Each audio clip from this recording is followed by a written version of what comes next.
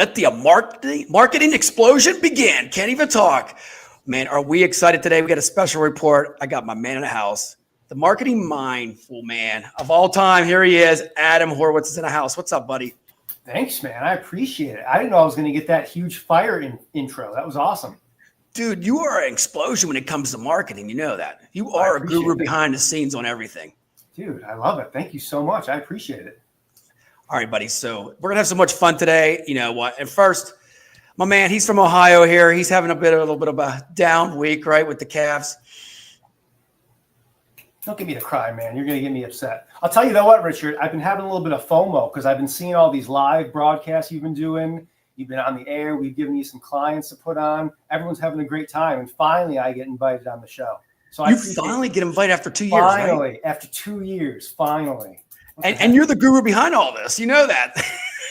Yes, it's like, we save the best for last, you know, right here to kick off summer, man. You know that, I'm not right? the last, man. You're going to get more and more from us. I love when our clients get on your show. They love you. It's all good. I love it. Well, I got to just stay straight up off the bat. Advanced Partners, what they do for the community and the industry, you know, I got to give them a big shout out right off the bat. And of course, at the end too, it's like, you know, you guys are more than just a funding company. You're part of their family. You know, it's that famous F, you know, and, you know, finance, fun, and family, the 3 Fs. There we go. There's my new marketing plan for the guys, right? I might take it from you. Hopefully you don't charge me. That was good. But you know what's great about it is that you have a strategy for them, Adam. If you can just go into a little bit of quick, like a minute detail, besides the funding, what else do you guys really do? Absolutely. So it's everything that helps to grow your business besides the funding. So we have M&A consultation. We are experts in just about every VMS platform. Anything that you need, we have connections industry-wide that we can hook you up with. Anything you need to grow your business, including the funding, Advanced Partners can provide. Plus, it doesn't hurt that we're owned by Paychex, who can also give you everything, 401k, you know, human resources. We have a lot to offer a staffing firm that you're not going to get anywhere else. I love it, man. Okay, buddy, you ready to talk marketing, man? Because I am pumped about this, you know. Let's do it. And me and you are on the same brainwave. Staffing needs to step up their game when it comes to marketing. I mean, it is what it is. I mean, we're in a quick fix. I mean, candidates want jobs. You know, clients want candidates. I mean, you got to make it happen. You know, it's funny. We have over 600 clients at Advanced Partners, and I probably talked to every single one of them at one point in time about marketing. And no matter if you are a startup or you're raking in 100 million plus a year, there's such a gap in knowledge about marketing. They don't know what it is. They don't know how to do it. They're overwhelmed. They think they're doing something that is marketing that actually it's not. So that's really why I wanted to get on here today. Hopefully we can help some people out for free, get people going, get people to understand what marketing is and all that. I love it, man. So let's just deep dive in, because I think the first one, we're just going to go through all 5. Just go through the list, and then we're going to have, if anybody wants to do Q&A at the end, you know, if anybody's on here, yeah, we'll just answer all the questions too. But I think the biggest thing is with social media, you hit it on the head. You know, you have to know what you're doing with, you know, just posting and hoping somebody shows up and likes it. That's not what it's all about. Can you break it down for us, man? Absolutely, I can. And the reason why I put this as my number one tip is because every time I ask a staffing firm owner, whether they're a client or not, hey, are you doing anything for marketing? What are you doing for marketing? Inevitably, their answer is, oh yeah, I have someone posting social media for us. And I'm just like, oh no, you're not doing marketing. That's not really marketing. I joke and say, you know, social media marketing really isn't even marketing. I'm only half kidding when I say that. And the reason I say that is because there are a dozen things you could be doing with your time and money more than social media. They're going to give you a much better ROI. And I'm not saying social media isn't important, but you have to do it so well and you have to do it so consistently that a lot of times any effort that you think you're putting in, it doesn't really work out. It doesn't give you that zhuzh that you were looking for. And so what should they do, Adam? So, I mean, so at the end of the day, I mean, here's one thing I say, and especially on LinkedIn, I got to tell everybody, if you're just on LinkedIn, you're losing out. There's other platforms too. And I think a lot of people just spend time on LinkedIn and they're wondering why they're not getting cancer, clients are getting exposure. What's your take on that right off the bat? Yeah, 100%. Each platform is sort of designed for a different thing. If you want to go after recruits, TikTok has become the #1 recruiting platform right now. That's where you should be. But again, that requires a level of commitment and investment that a lot of staffing firm owners just aren't ready to take. Facebook is another one, great for recruits. Yes. That's something you should be on, advertising jobs, talking about yourself, telling everyone your why. You know, if you're going to do social media, I would say start with what your why is. Why did you get into this business? You know, you love helping people. That's great, but that sometimes isn't enough. You know, what gets you out of bed every day? Do you love, you know, that you can connect a whole bunch of, you know, young college grads in their first job? Is that your why? You know, what is it that makes you tick? Put that out there. Find unique ways to post about that 3 to 4 times a week. Okay, so here's the good question. People's asking, how do you produce content? And you know, this is something I really deeply, you know, I love to do is, you know, every day could be a different piece of content, how you feel. I don't think, I think we think too much of it, right? You know, Adam, we think too much into it.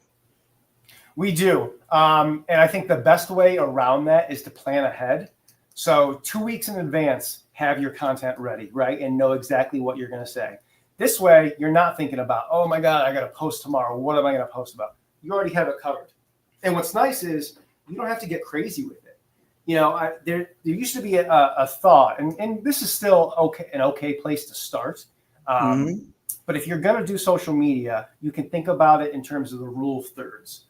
So if you think you're going to post, let's call it round numbers, you're going to post, you know, 6 times or whatever in a week. That's probably too many, but whatever. A third of those posts should be about you.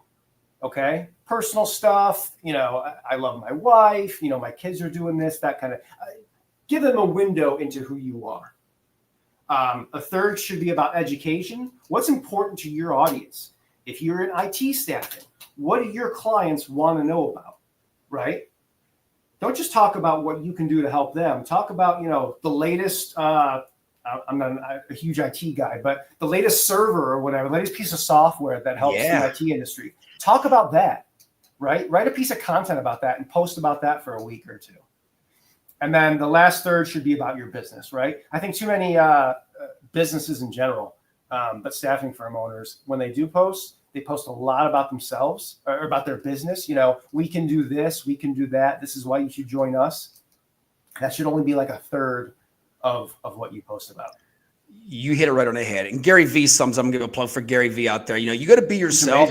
As you see what I do in my content, because it's me, I've learned from him is put yourself in it.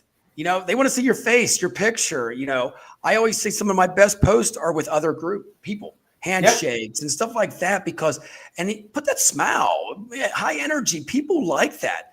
What's your take on that? Because I think people get attracted by that and they're curious of what is going on and they want to be part of that. Absolutely. And Richard, you could give a masterclass in how to brand yourself.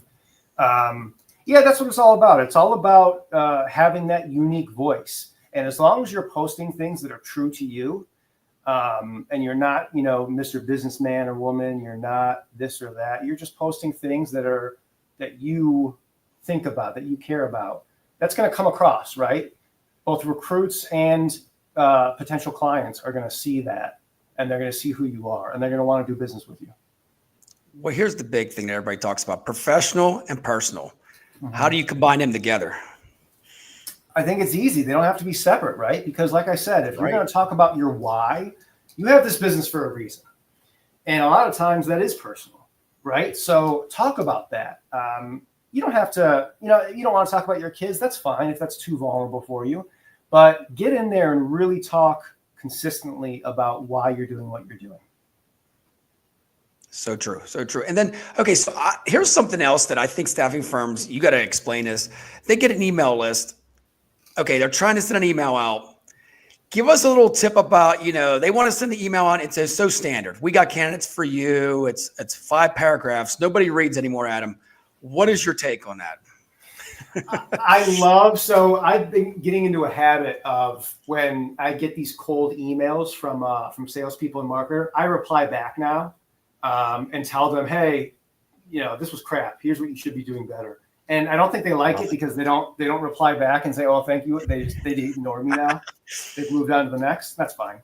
Yeah, it's tricky. So I always say, if you're going to hire someone in marketing, if you can only hire one person, make that one person be a copywriter, because all marketing starts with content. And so if we're going to talk about content when it relates to email marketing, what you have to figure out is, one, who's your target audience?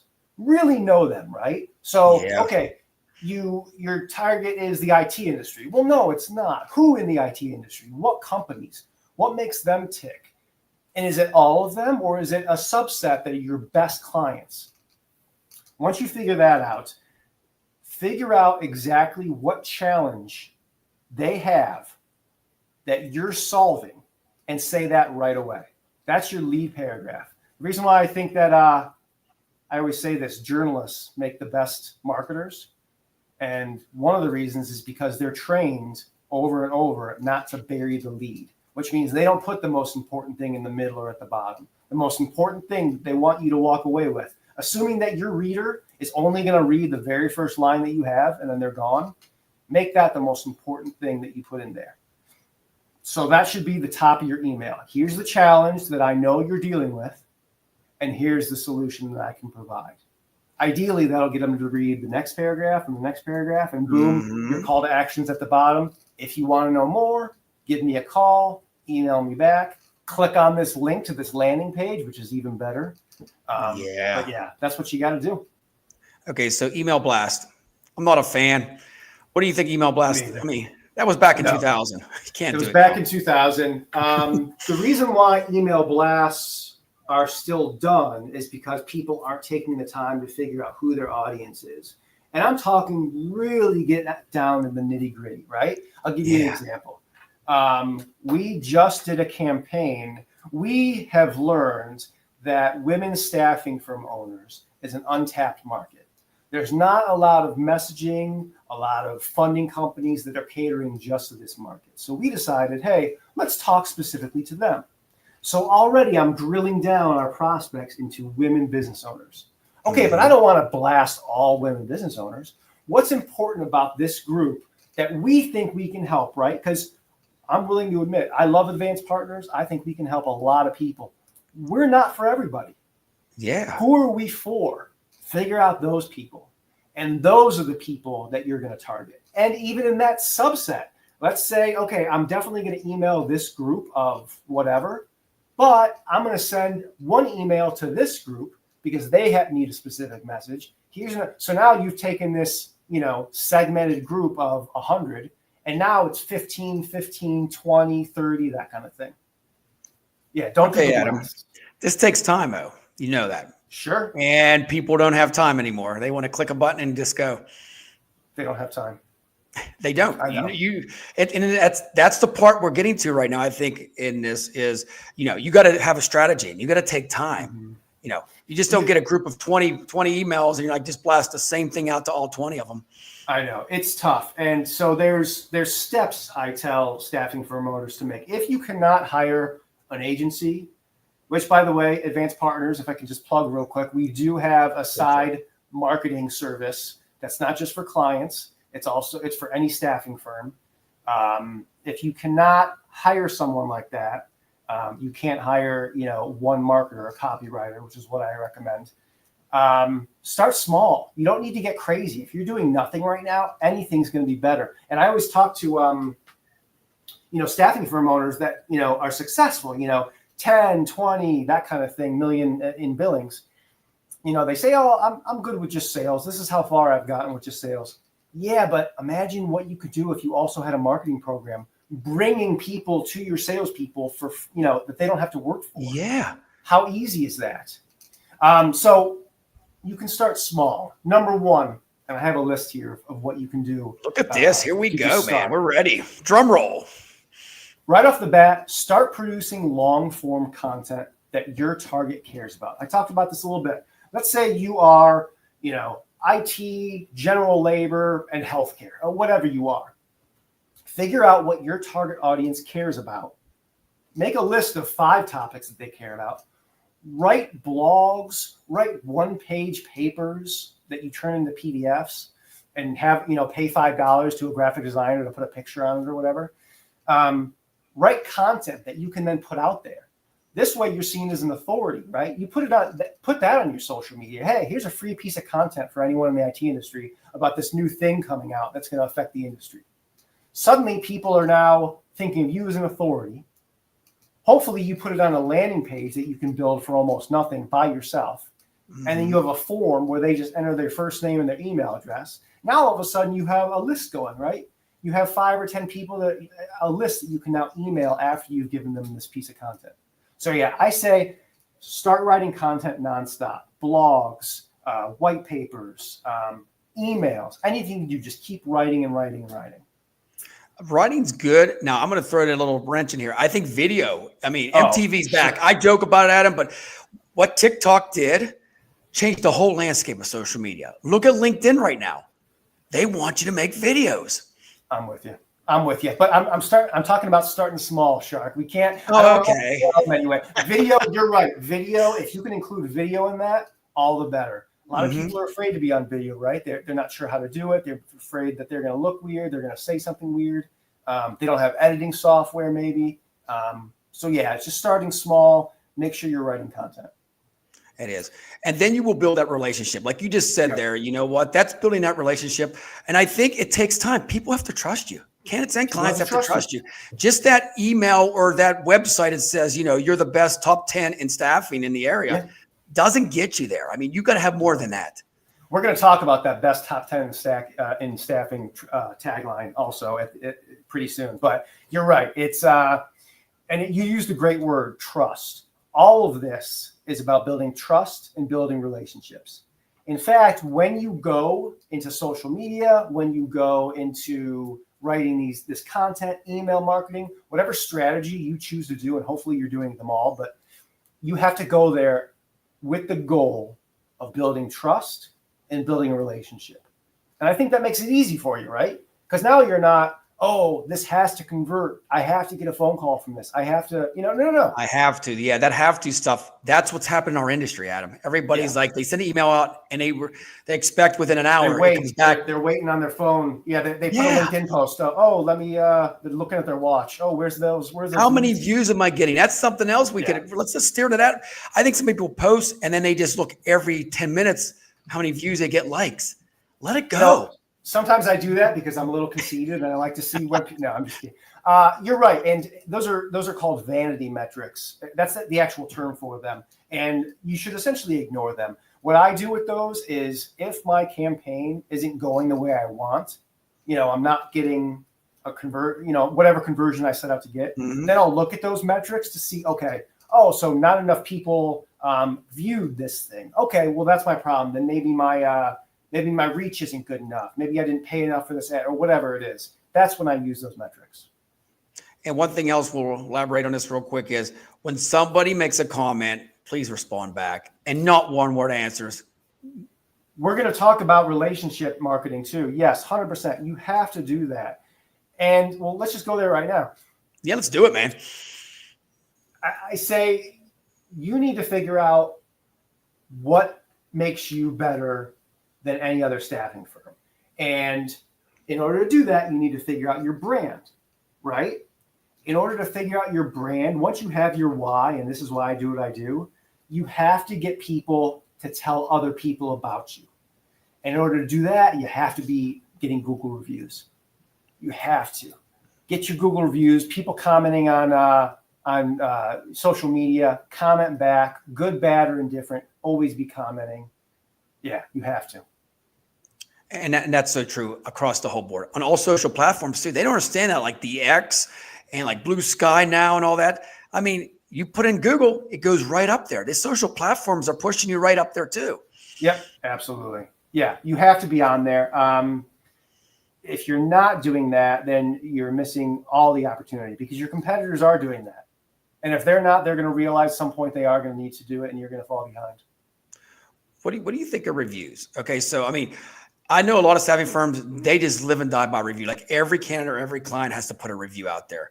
How much time should you spend on worrying about the reviews?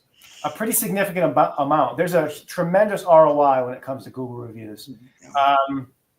If you have bad reviews, I would say focus all your time on improving your review score on Google. So if you have 3 stars or something, spend the majority of your time getting that up, because that's what people are looking at first when they look you up, right? If your reviews are fine, you're at that 4.5 stars kind of situation, you can sort of take the foot off the gas pedal a little bit. But even so, Google loves frequency and it loves volume. So they like people review your business every week, every 2 weeks, every something, not just I got a review in March and again in August, right? They need to be frequent. And they also like a lot of reviews coming in. Knowing that, it's real easy. Just, somebody tells you, hey, I really loved your service. Oh, thank you so much. Would you mind giving us a review? Give them a card with a link that goes right to your review page. Have them do it in your office. What I found out over my 15, 20 years in marketing, business owners in general are afraid that their customers are going to be weirded out by being asked to leave a review. Like, oh, you're asking too much, that kind of thing. I have found that they want to give a review. If you let them know this is my expectation, I love it, they're happy to do it. Well, you summed it up right there. I think a lot of staffing firms are scared to lose that client, so they're scared to ask anything besides put 100%. That candidate there and just like walk away. I mean, 100%. And that's what a relationship is. I'm going to tell you, like most of my candidates or my clients, we say we cuss with each other and everything. We have fun with it, and I think that's that relationship you have to have, because if they don't like something, they should let you know so you can fix it. 100%. I don't cuss with my clients, but if maybe I'll start that. Maybe if that's the missing piece, then you know what I mean, man. Come on, it is that beer at the lake. It's all good. So one thing I want to talk about, and this really is big, is the website. I feel like, Adam, you hit something on the head here, because I feel like a lot of websites these days, and in the past, is built for the client and not the candidate. Yeah. This is controversial, Shark. I've talked to people about this, and they say, no, that can't be right. So there's some sort of contention, but here's why. I'm going to prove it right now, hopefully, of why I say this. And what you're talking about is your messaging on your website should be catered to recruits, not to prospects. And what I see, like you, is a lot of staffing firms trying to do both. And when you do both, you do nothing, right? Because there's too many mixed messages. No one knows what you're about, and then everybody's gone. So here's why I say your messaging on your website should be focused on recruits. The reason is because recruits will see that you're a good place to work because the message is to them, and they'll want to apply and do all the various things on your website you want them to do. But clients want to know that you treat your recruits really well and are getting excellent recruits. They don't need to be told, hey, I'm the #1 staffing firm for your business. They want to know that you're going to send them high quality recruits.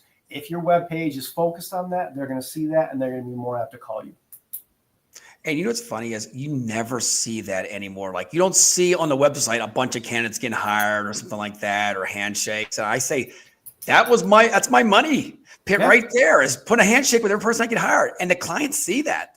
They're 100%. like, and I don't 100%. See this. I see so much, like you said, it's all the websites are how we can be, how we can get you candidates faster and all that stuff. It's all toward the client. And everybody's saying that. That's one of the problems too. Is every staffing firm, no matter where you are in the country, is saying the exact same thing. Same old stuff. You're not being different. So why would you think the client, by focusing on them, the prospect, I should say, by focusing on them, is going to say, oh yeah, this staffing firm definitely is going to, I'm not going to be just a number to them, or whatever your generic messages. The funny thing is, last year when I did the 38 clients I connected with, and closed deals for this company here in West Virginia, you ready for this? Every time I went into one, they said, what makes you different than everybody else? A, B, and C. We have 4 staffing firms here. They overpromise. They never come through. Number one thing is it's service. Yeah. And that's it. I tell everybody the key is service and relationship building. But how do you build that? Because I think sometimes we want to, service the client. We get all happy and we're like, we're going to, get them all kind of clients or candidates. And then we just walk away and never get them anything. Yeah. And I would argue one is love. 100%. And I would argue, don't even, maybe even service is too generic. Really fine tune what makes your service the best. If you find that a lot of the prospects you're talking to you are telling, oh yeah, it takes forever for my staffing firm to get back to me. Well, here's what you're going to say. My differentiator is that I will get back to you within a business day, and be that specific. This is what I hold my hat on. And then people, oh, that's the issue I'm trying to solve, and you just told me how you're going to solve it. Wonderful. You know what? You just said what I always say all the time. You know what they say? You know what I say? Here's my cell phone. It's on my hip at all times. Call me on a Friday or Saturday night. I'm there. Unless I'm drinking a beer, watching football, I'll respond. And they've done that before just to test me, text me. I'm like, when you say you give your personal cell phone out, yeah, that client's like, wow, he's bringing me into his family, his house, right? Did you ever see And that one they episode? say that all the time. Yeah, all the time. Did you ever see that one episode of The Office where Dwight says, yeah, I don't celebrate holidays. I don't do this. Call me. Yeah, that's what that reminded me of. But it's true. They want to see that. So, okay. So everybody has a website out there, Adam, and they have this. I mean, how did they start changing this? Because I mean, and I think something else we could talk about is it's got to be compatible for your cell phone. I mean, the candidates are on the cell phone all the time to apply for a job onboarding. And I see a lot of them, you go on the cell phone and it's like all jumbled and stuff like that. What's your take on all this?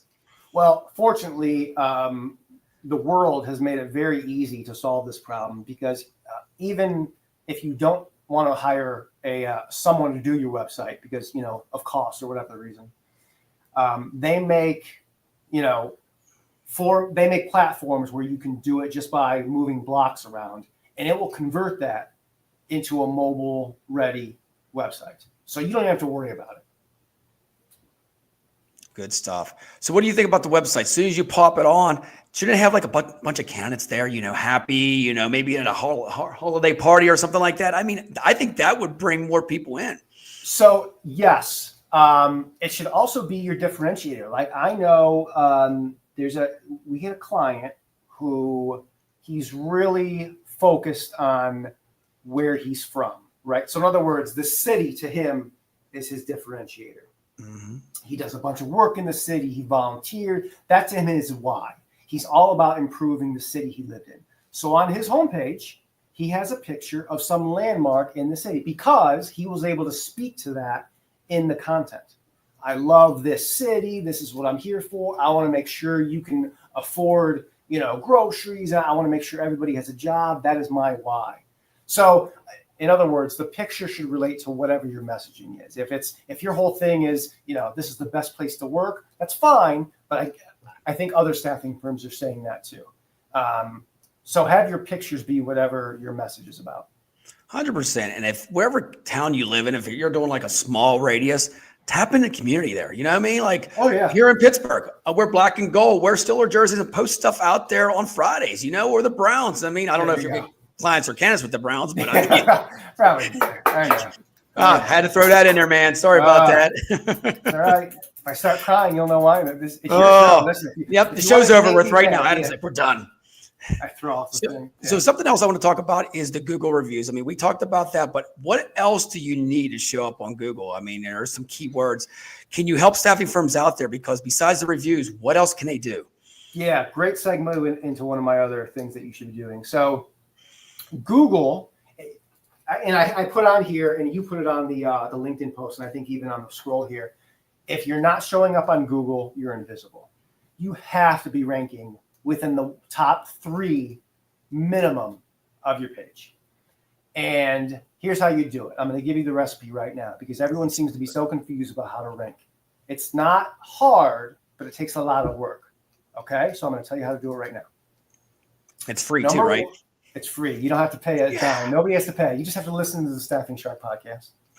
Thank you, man. Number 1, figure out what people you are targeting are searching for on Google, right? So if you know through your research, because you talk to your clients, you talk to prospects, hey, what are you searching for on Google? How'd you find me? That kind of thing. You know that typically, general labor, it's, hey, construction staffing, my zip code, or whatever it is. Figure out what those keywords, make a list. Okay. Now, put those keywords in your website. Don't throw them all in to where they don't make sense. Put them in to where, it flows nicely. And it doesn't all have to go on the homepage. In fact, it shouldn't. Your homepage should really just be a greeting to everybody. You should have pages, and they can be blogs even that you're writing, right? 5-paragraph blogs. And that's where you put the keywords. Take, for example, construction labor. How much does how much does it cost to hire a staffing firm for my construction company? Have a blog, how to hire a staffing firm for my construction, how much it costs. Put that information. That way, those keywords are going to pop up on Google. Do this all the time because Google does not like stale web pages. Don't think that a web page is a set it and forget it kind of thing. You should always be updating your content. So let's say you have a marvelous blog page that ranks number 1 on Google for all the searches that you care about. Make sure that page gets updated every month, every 2 months, something, because if you just leave it there, your competition is going to start ranking over you. And it's a lot harder to outrank your competition once they overtook you than it is to start right away. Oh, yeah. That makes sense. That's it. It just takes it takes time and investment, which again is why I say it's almost better if you can afford to hire a marketing person, but you don't have to because you can take it slow. Figure out what the best keyword is, write a blog about that, and make sure that one's maintained. If you have some time in a month, figure out some more keywords, write a blog about that. What do you think about, and this is something I just throw out there, like on the website to add your social media platforms, but actually have them like live, like, your LinkedIn or like, say we're going live right now, it would show up on your webpage. Are you a fan of that or not? Sure. I mean, social media at the end of the day is a way to personally brand yourself, right? So if that is something that's important to you and something that helps you because you think that you being the face of a staffing firm is going to help. Like Shark, if you had a staffing firm, you 100% should be the face. I would put your picture just like Colonel Sanders is on the KFC logo. There you go. I would have your social media all over the website, and that's what I would do. If that's something that you're trying to achieve or it's already there, then yes, absolutely. Tie it to your website. Now, here's something a lot of controversy here. Do you think that in every staffing firm, the sales rep should be something like a micro influencer, a marketing influencer, the whole team, or should you just have one person because they're the face of the company? They're going out to the appointments and all that stuff. I think it's different for every company. We have sales reps here at Advanced Partners who love it, right? They're out there, they're on LinkedIn, they have their own personal brand, and it helps them bring in clients. They associate their brand with Advanced Partners, so it helps Advanced Partners. Awesome. If that's not your thing, it doesn't have to be. So my answer to you is do it if it makes you happy and if you think it works. And you'll see if it works because people will be messaging you and you'll have more conversations. But don't feel like you have to do that. I think the biggest thing is in this whole show here is that staffing owners, I think sometimes they're blindsided because they have so much going on. I know. They're worried about the dollar and cents and everything else that the marketing kind of falls to the end, till something goes bad. I get it. And I feel bad because, Shark, this is such a wonderful industry. It's one of the only industries I can think of where business owners are actually helping other business owners be successful. You can sell a product and yes, I might need that new printer because it's going to make me faster or whatever. Mm-hmm. You need people to help your business run. And the fact that there's a business out there that's helping to provide those exceptional candidates, it's just amazing to me. So I feel bad, and there's a special place in my heart when a staffing firm owner comes to me and says, oh, I'm overwhelmed, I don't know what to do. And I'm like, I get it. There's a lot you could be doing. And that's why I say just start small. Start small by just writing content. If you write 3 to 5 pieces of content, write one piece of content for right now, and then slowly build up, then start putting those pieces of content in various places. You don't have to do everything all at once, but start there and then start expanding from there. Eventually, you'll have a whole thing, right? You'll have a whole strategy just from content. 100%. And you can stretch that out. I mean, there's so many HubSpot and all these programs now that they can, tell you what time to post it and all that stuff. That's something else, Adam. What's your take on that? Like, because I think a lot of people are scared to post at certain times. There's so much that goes behind it. Sometimes I'm like, if that post is ready and it's a time, just post it. I mean, what's your take on this? So we do a lot of experimenting on this. And so for our industry, which is staffing firms, obviously, there's a certain times and days that work we found better than others. All right, I have found also in working with staffing firms that depending on who you're trying to get after, like if you're posting a job for recruits, evenings and weekends are the best. If you're posting for a prospect, 9 to 5 is the best. So during the week, I always say post your post first thing in the morning, schedule it if you have to, because that way it has more time to circulate, right? Because especially on something like, well, they're all pretty much the same, but I'll take LinkedIn, for example, because that's where you might be going at, a staffing firm might be going after clients. Mm-hmm. LinkedIn wants you to be posting 3 to 4 times a week, but they also want you to be commenting on 3 to 4 people a week. So in order to have your posts show up high on other people's news feeds, they want you to sort of be engaging with the platform more.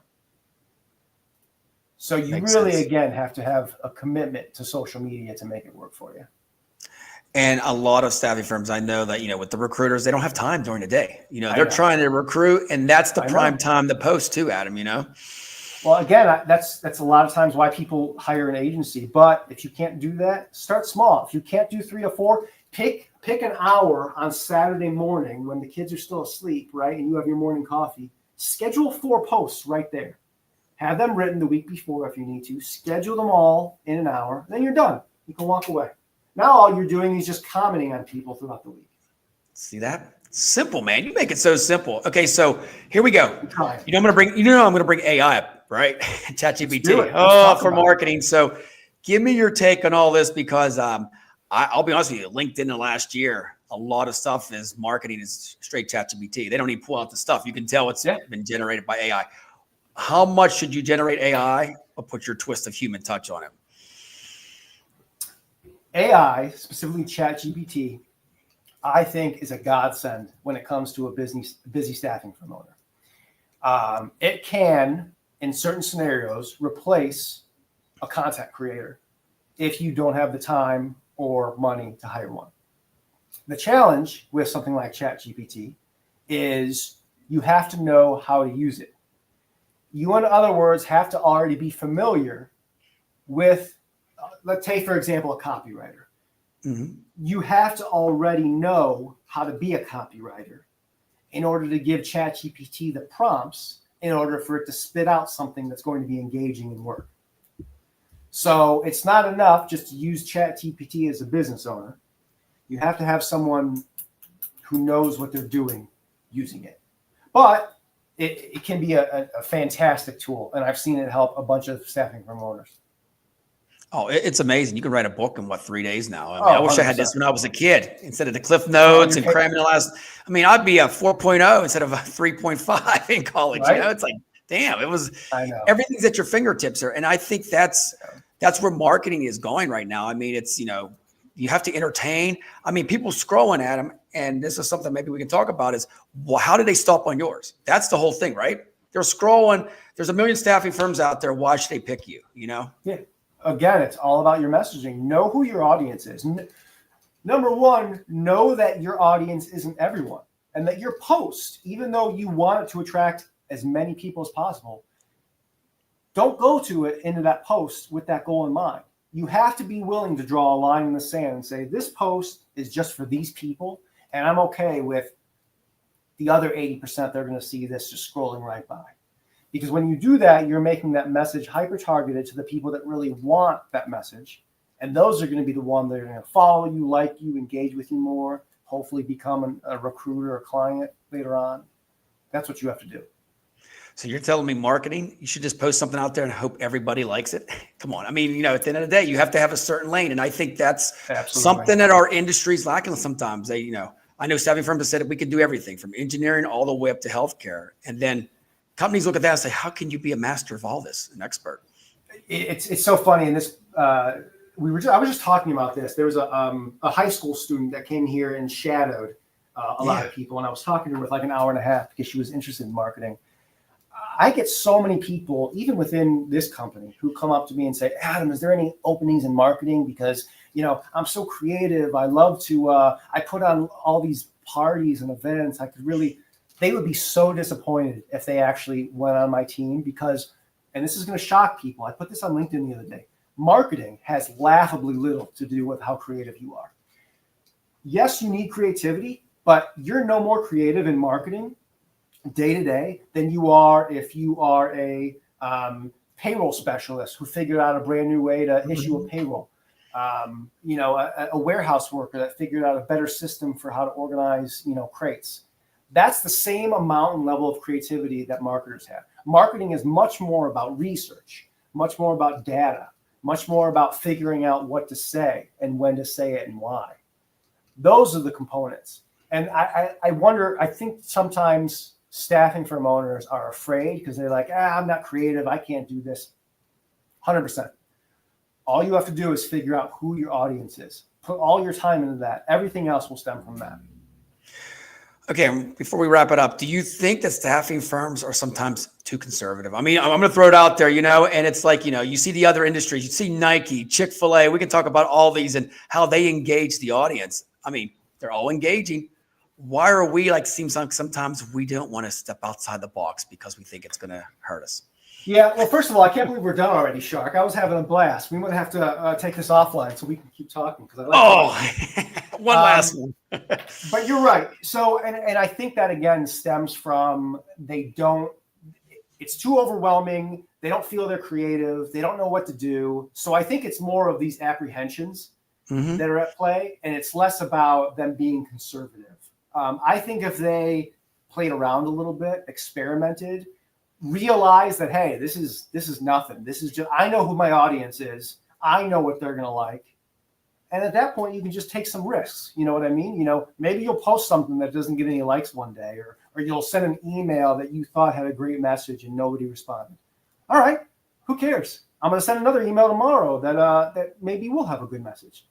You always have a second chance. You do have a second chance. And what's funny is the post that you think is not going to get anything gets the most. It happens a lot. Weird. It's so weird. I will spend, 2 hours thinking of, a dozen different subject lines. We'll pick, because we always like to A/B test things. So we'll send one email with this subject line. We'll send one with a subject line that I thought was just crap, but I did it anyway to make someone happy. Turns out to be the best subject line ever. And it was like 2 words, like open me or something silly like that. You're like, really? This is what it's all about now? It's always like that. That's why you have to. That's another thing. I'm glad you brought that up. Always be testing.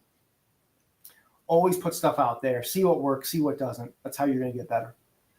All right, brother. Well, I sent the link in the comments there. Tell everybody about the free booklet here. Yeah, we have a beginner's guide to marketing. So if you're wondering whether you're a beginner or you already know what you're doing and you just want to see what I have to say or what our marketing team has to say about how to implement a marketing strategy at your staffing firm, Shark has a link. Click on that. All you got to do is type in your name and email, and you will get a book, a PDF, all about how to start a marketing program.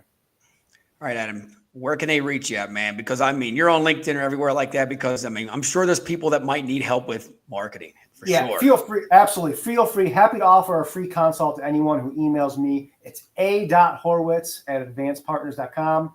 Go on Shark's LinkedIn. I'm always commenting, so you'll see me on LinkedIn. That's Adam Horwitz there. I work at Advanced Partners. I'm not hard to find. Yeah, reach out if you have questions. If you want to know how your marketing program is doing, I'm so happy to help. Definitely. And Adam is, by the way, Shark approved. That's what I was waiting for all this time, 2 years. Dude, the whole time, 43 minutes, man. We had to go Shark approved. Before we go, we got to give a shout out to who, my peeps, my family, my friends, Advanced Partners. They put the FUN in funding. If you need funding, you need to call Advanced Partners. Thanks so much, Shark. Hey, brother Adam, thank you so much for coming on here. Some great insights here. I hope everybody gets the free the booklet and check it out and stuff like that.